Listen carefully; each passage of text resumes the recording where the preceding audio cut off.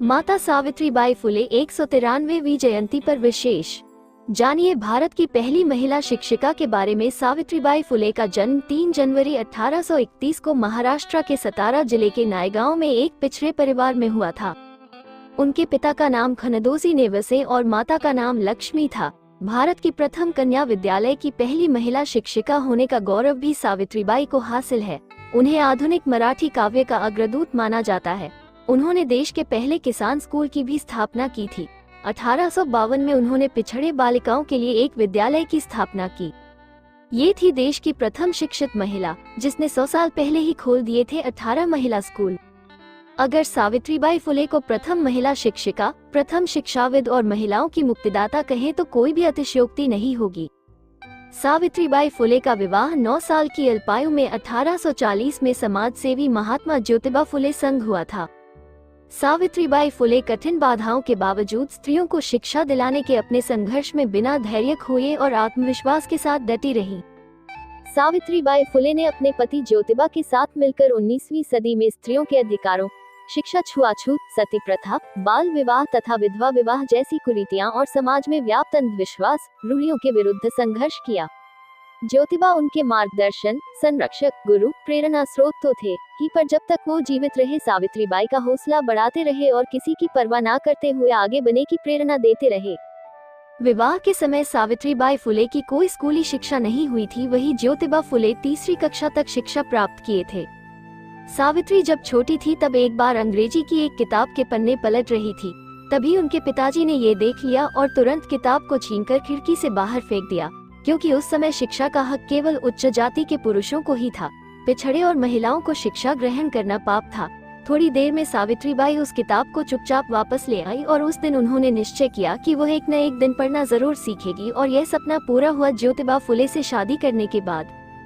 सावित्रीबाई फुले एक पिछड़े परिवार से थी। जब ज्योतिबा फुले ने उनसे शादी की तो ऊंची जाति के लोगों ने विवाह संस्कार के समय उनका अपमान किया। तब ज्योतिबा फुले ने पिछड़े वर्ग को गरिमा दिलाने का प्रण लिया। वो मानते थे कि पिछड़े और महिलाओं की आत्मनिर्भरता, शोषण से मुक्ति और विकास के लिए सबसे जरूरी है शिक्षा, और इसकी शुरुआत उन्होंने सावित्रीबाई फुले को शिक्षित करने से की।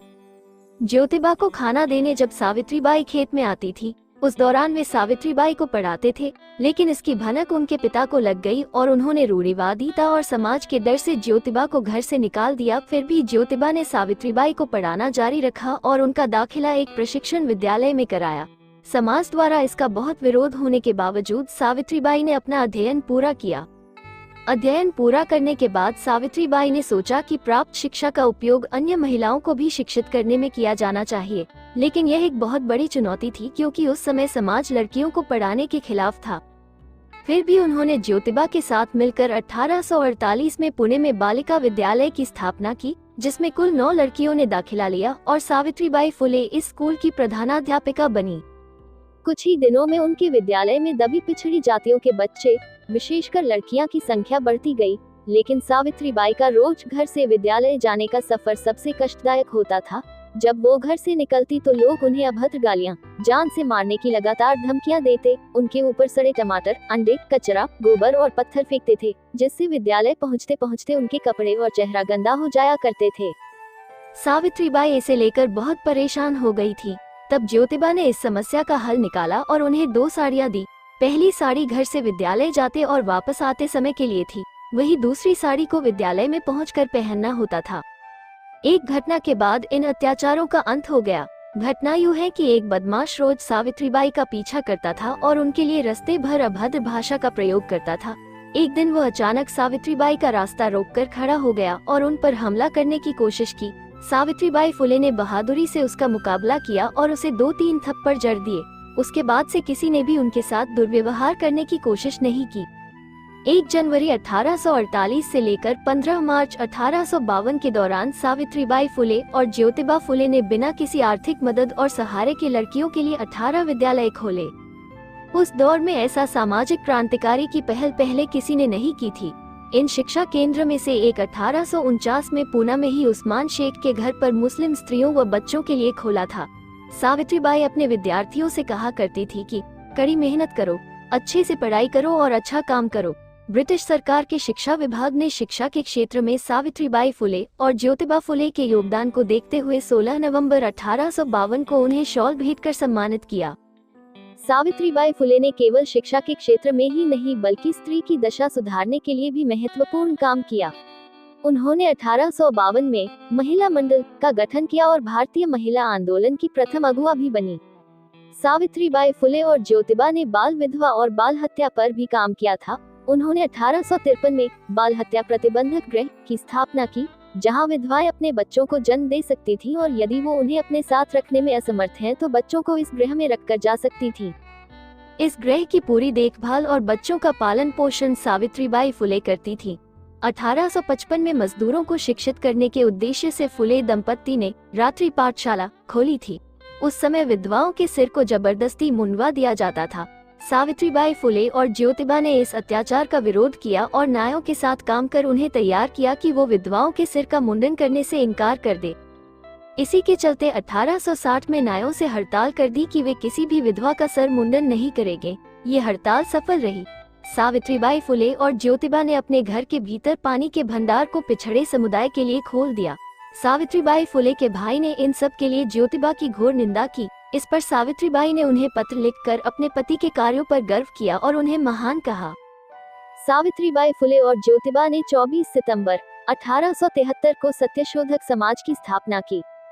सावित्रीबाई फुले ने विधवा विवाह की परंपरा शुरू की और सत्यशोधक समाज द्वारा पहला विधवा पुनर्विवाह 25 दिसंबर 1873 को संपन्न किया गया था और यह शादी बाजूबाई निंबनकर की पुत्री राधा और सीताराम जबाजी आल्हट की शादी थी। 1876 व 1879 में पूना में अकाल पड़ा था, तब सत्यशोधक समाज ने आश्रम में रहने वाले 2000 बच्चों और गरीब जरूरतमंद लोगों के लिए मुफ्त भोजन की व्यवस्था की। 28 नवंबर 1890 को बीमारी के चलते ज्योतिबा की मृत्यु हो गई। ज्योतिबा के निधन के बाद सत्यशोधक समाज की जिम्मेदारी सावित्रीबाई फुले ने अपने जीवन के अंत तक किया। 1893 में सासवाड़ में आयोजित सत्यशोधक सम्मेलन की अध्यक्षता सावित्रीबाई फुले ने ही की थी। वहां उन्होंने ऐसा भाषण दिया कि दलितों, महिलाओं और पिछड़े दबे लोगों में आत्मसम्मान की भावना का संचार हुआ। 1897 में पुणे में प्लेग की भयंकर महामारी फैल गई। प्रतिदिन सैकड़ों लोगों की मौत हो रही थी। उस समय सावित्रीबाई ने अपने दत्तक पुत्र यशवंत की मदद से एक हॉस्पिटल खोला। वे बीमार लोगों के पास जाती और खुद ही उनको हॉस्पिटल तक लेकर आती थी। हालांकि वो जानती थी कि ये एक संक्रामक बीमारी है, फिर भी उन्होंने बीमार लोगों की सेवा और देखभाल करना जारी रखा। किसी ने उन्हें प्लेग से ग्रसित एक बच्चे के बारे में बताया। वो उस गंभीर बीमार बच्चे को पीठ पर लादकर हॉस्पिटल लेकर गई। इस प्रक्रिया में यह महामारी उनको भी लग गई और 10 मार्च 1897 को सावित्रीबाई फुले की इस बीमारी के चलते निधन हो गया। सावित्रीबाई प्रतिभाशाली कवयित्री भी थीं। वे अपनी कविताओं और लेखों में सामाजिक चेतना की हमेशा बात करती थीं। इनकी कुछ प्रमुख रचना इस प्रकार हैं। 1854 में पहला कविता संग्रह काव्य फुले, 1882 में पुस्तक 52 काशी सुबोध रत्नाकर, 1892 मातोश्री के भाषण, ज्योतिबा फुले की मृत्यु के बाद 1891 में कविता संग्रह 52 काशी सुबोध रत्नाकर आदि। सावित्रीबाई फुले ने अपना पूरा जीवन समाज में वंचित तबके खासकर स्त्री और पिछड़े के अधिकारों के लिए संघर्ष में बीता दिया। लेकिन सावित्रीबाई के काम और संघर्ष सामने नहीं आ पाते हैं। उन्हें ज्योतिबा के सहयोगी के तौर पर ज्यादा देखा जाता है, जबकि इनका अपना एक स्वतंत्र अस्तित्व था। उन्होंने ज्योतिबा फुले के सपने को आगे बढ़ाने में जी जान लगा दिया। सावित्रीबाई फुले और ज्योतिबा फुले दोनों सही मायनों में एक दूसरे के पूरक थे। ऐसी क्रांतिकारी उच्च आदर्श वाली महिला को उनकी जयंती पर शत शत नमन। धन्यवाद। वीडियो और लेख अच्छा लगे तो please like, subscribe, follow, share जरूर करें।